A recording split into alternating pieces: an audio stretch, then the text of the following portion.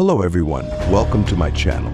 Today we will explore a tragic case revolving around teenage love. This is the stage where strong and often uncontrollable emotions can lead to dangerous actions. This period not only marks hormonal changes but is also a time for young people to discover themselves and search for identity. Unfortunately, they sometimes choose reckless behavior to attract attention and admiration from others. Let's dig deeper into this story.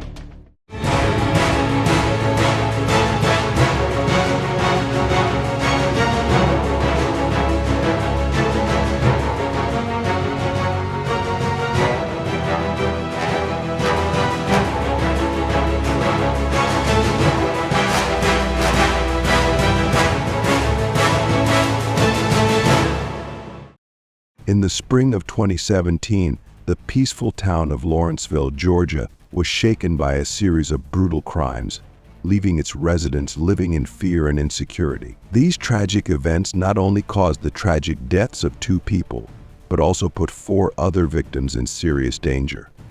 The story begins when an elderly couple, who have spent their lives building a family and community, are brutally attacked. They were tortured and killed simply because of the greed and cruelty of the criminals, causing the whole town to face the unbearable pain of loss. Along with this case, 2 students were also victims of violence. They were seriously injured in an attack.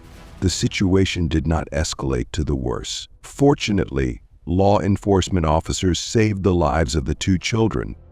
The young criminals at the center of this story are 17-year-old Cassandra Bjorge and 19-year-old Johnny Ryder. The media compared their story to that of Romeo and Juliet, as the couple seemed intent on ending their lives together. However, they likened themselves to the more infamous Bonnie and Clyde, despite not being familiar with their story. The most chilling aspect of their crimes was that they targeted their own family members. Cassandra and Johnny first met in late January 2017 through mutual friends.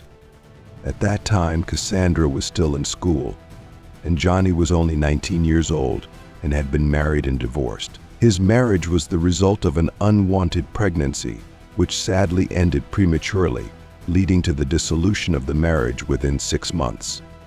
When Johnny first saw Cassandra, he was immediately captivated by her. Cassandra, with her petite and attractive appearance, is a person full of energy. She practiced various martial arts, including Taekwondo, and participated in competitions, but eventually gave up due to emotional difficulties. In fact, she loves to party and has unhealthy habits. She has an outstanding appearance and knows how to attract people around her, especially the boys who love her. Many people question whether she really loves Johnny or is just using him to fulfill her dark ambitions. Regardless, Johnny is still smitten and believes he has found his soulmate. Johnny lived with his mother and 2 sisters, while Cassandra lived with her grandparents, who loved her very much.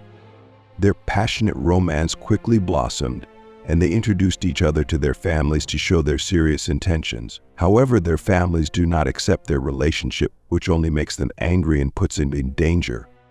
Individually, it is likely that neither of them committed such a serious crime. However, a combination of many factors led to this tragic outcome.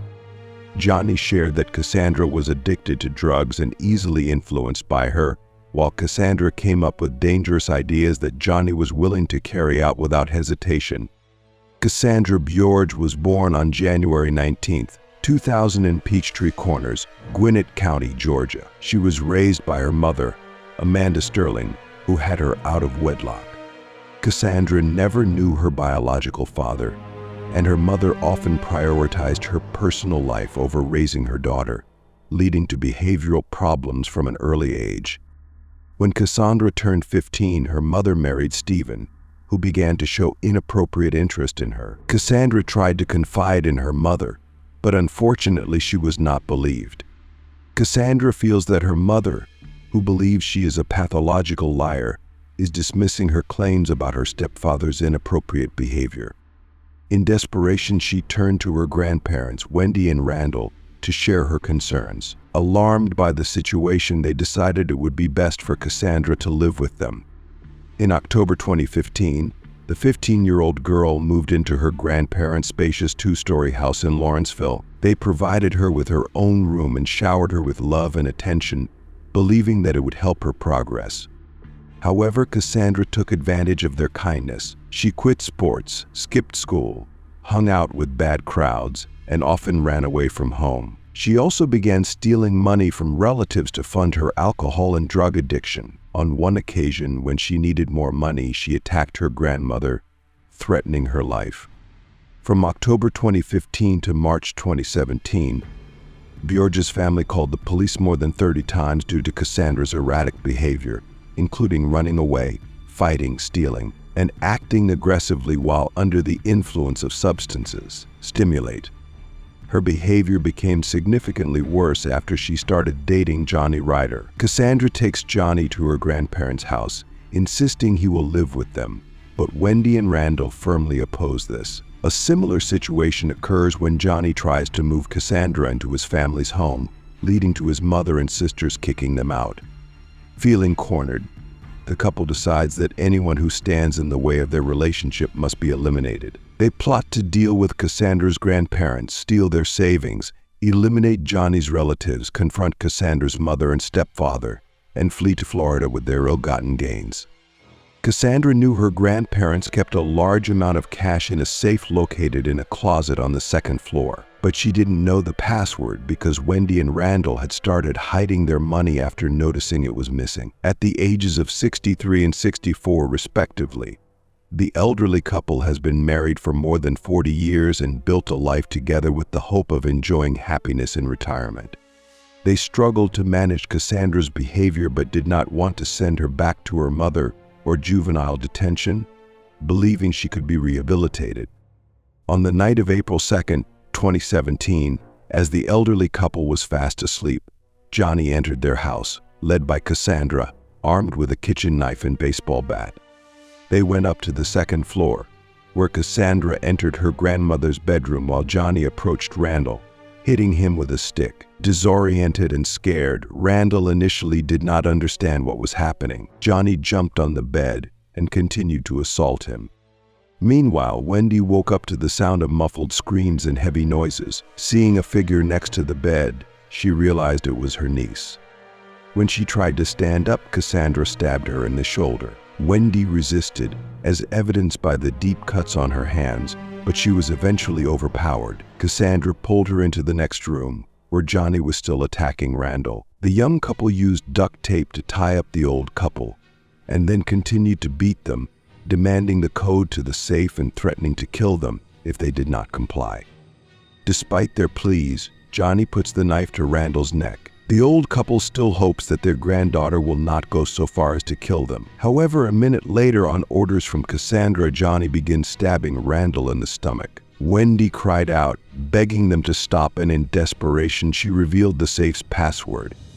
Cassandra rushed to her grandmother's room to open the safe. With a shout of triumph, she turned around, waving the thick envelopes of money to show Johnny their success. But the torture didn't end there. They continued to beat the elderly couple, demanding their bank card password to get more money. Realizing they won't survive, Wendy and Randall begin to say goodbye and express their love for each other. Cassandra later recounted this moment during her interrogation and found it amusing. After getting the necessary information, the young couple brutally held a knife to Randall's throat, right in front of Wendy. They then dragged Wendy into the bathroom, where Cassandra attacked her with a baseball bat. At one point, Cassandra complained to Johnny that Wendy still had a pulse, causing Johnny to slit her throat to ensure she would not survive. After this terrible act, Cassandra and Johnny continued to live in the house with their grandparents, decomposing bodies in the upstairs rooms. They spent the stolen money on whatever they wanted, including alcohol and drugs, enjoying the lifestyle they had long desired. During interrogations, they confessed that they now wanted to try everything they could afford. A few days later, Wendy's sister contacted the police because she was concerned about her relatives not being in contact since April 1st. Despite sending unusual text messages saying everything was fine, the lack of communication raised alarms. Law enforcement sent a patrol officer to do a welfare check, but no one answered the door. At first glance, Everything seems normal. There were no signs of forced entry. Mail was collected. Neighbors reported seeing the couple's car leaving in the morning. The officer concluded that Wendy and Randall had gotten out and left without a warrant, reporting that everything was fine. Meanwhile, Cassandra and Johnny used the victim's car to go shopping, bought food and alcohol every day, and often left damaged furniture scattered around the house. When cash begins to run out, they withdraw money from Wendy's bank account, but cannot find Randall's wallet. About a week after the murder, Cassandra and Johnny decided to throw a party, inviting friends to attend. However, they faced an important problem. The body was decomposed and smelled bad. To hide the smell, Johnny found construction putty in the garage and decided to seal the doors of the rooms where the bodies were located. They poured several liters of chlorine bleach over the remains to mask the stench and carefully sealed every crack around the door. Cassandra tells their friends that her grandparents left town for a few days, leaving her with a lot of money for a big party. However, her friends find the story suspicious when they learn of the history of police calls regarding Wendy and Randall's struggles with their niece. As a result, most are hesitant to attend. Despite the strange atmosphere, only a small group of troubled teenagers attend the party at Cassandra's house, including those who may supply illegal substances for a reward. Even drunk, guests complained about the terrible smell, which Cassandra attributed to clogged drains. The next day, feeling the need to escape their increasingly unpleasant living conditions, Cassandra and Johnny realize that they are running out of cash and have nearly exhausted the funds on Wendy's bank card. They need more money for their vacation, and their plan to get it involves getting rid of more relatives. On Friday, April 7, 2017, the couple broke into the Ryder family home using a key Johnny had. They arrived in the morning while his mother and sisters were at work and school, ransacking the house for money and valuables. Armed with baseball bats and bear spray, a type of spray designed to ward off ferocious bears but dangerous to humans, they planned to attack each family member as they returned home. Johnny's sister Melissa was the first to return from school, unexpectedly bringing her boyfriend with her. When they entered, they quickly realized the house had been ransacked and Melissa tried to call the police. Before she could finish speaking, the room was filled with acrid orange smoke from bear spray, causing them to suffocate and burn. Suddenly, Cassandra and Johnny, covering their faces, appeared and began to beat them both. However, the victims fought back fiercely and the attackers found the bear spray to be stronger than expected. During the struggle, Johnny's mother returned home earlier than expected, screaming and calling 911. The couple escaped through the kitchen, leaving the car keys behind, but Johnny was able to get the spare key to his mother's car.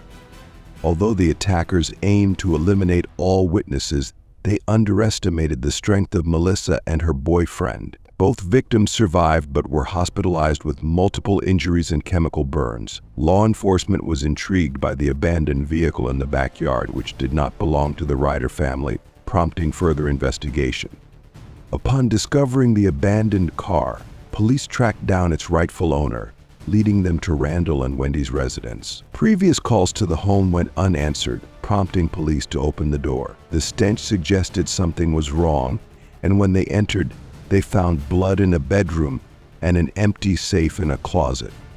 Access to another bedroom proved difficult because the door had been sealed with construction adhesive. When the police finally broke in, they encountered a horrifying scene: the decomposing body of an elderly man, his hands tied in signs of brutal torture. The bathroom door was also sealed, and inside they found the body of his wife, who had been tortured and killed. The house was a mess, full of trash, spoiled food, and empty wine bottles. Police had visited the couple regularly over the past year and a half, and they recalled that the couple had a niece known for her aggressive behavior, making her the prime suspect in the case. When the injured Ryder family members learned about the events that occurred at Bjorge's house, they immediately pointed at Cassandra, assuming that Johnny might be her accomplice due to his infatuation with her. The couple was declared wanted along with the car they used to escape.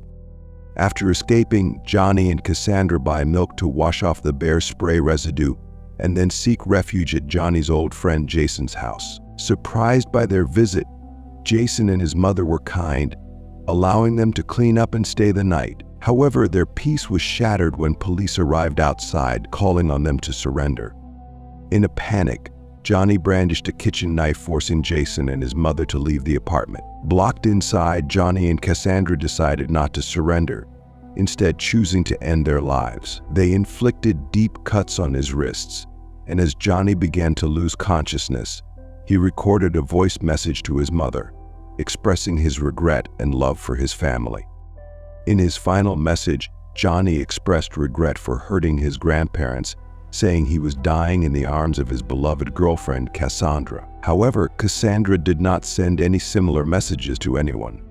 When the police broke into their apartment and broke open the bathroom door, they discovered the young couple embracing each other, lying on the tile floor, surrounded by a large pool of blood. Although unconscious, they still showed signs of life and received immediate medical attention before being transported to the hospital.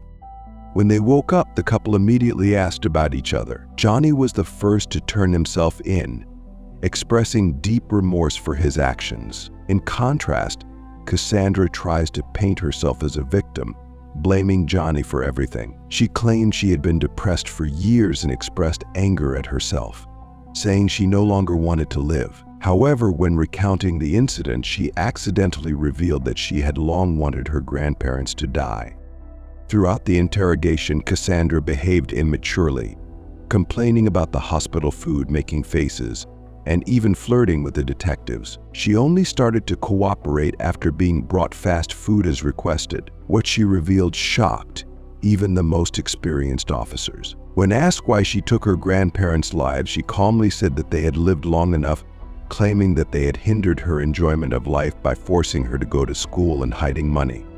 Cassandra showed no remorse for taking her grandparents' lives, only expressing disappointment when she couldn't find her grandfather's bank card. When she learned that he had hidden his wallet under his pillow because he was afraid she would steal it, she laughed and commented, "Grandpa is always smart." The young couple also admitted they wanted revenge on the Ryder family for not accepting their relationship and tried to prevent Johnny from meeting Cassandra, whom they considered a bad influence. They even planned to rob the family of their property with the excuse that dead people don't need money. After a failed suicide attempt, the couple faced each other again months later in court. The love and passion they once shared seems to have disappeared, replaced by accusations and insults going back and forth. In the end, they both pleaded guilty to the elderly couple, as well as the attack on the Ryder family and many other robberies. The court found Cassandra Bjorge and Johnny Ryder guilty on all counts, sentencing each to 2 life sentences with the possibility of parole after 60 years. Johnny expressed genuine remorse and apologized to everyone he had hurt, while Cassandra insisted that she had nothing to apologize for.